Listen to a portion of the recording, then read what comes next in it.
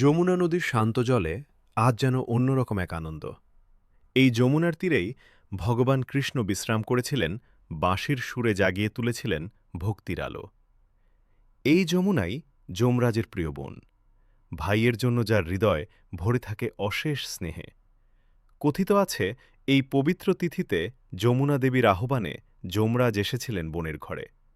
সেই সময় ভগবান শ্রীকৃষ্ণও উপস্থিত ছিলেন, ভাই বোনের এই পবিত্র মিলনে নিজের আশীর্বাদ ঢেলে দিয়েছিলেন।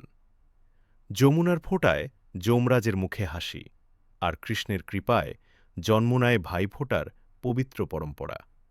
যমরাজ বলেছিলেন, এই দিনে যে ভাই বোনের ফোঁটা নেবে তার জীবন হবে দীর্ঘ ও সুরক্ষিত।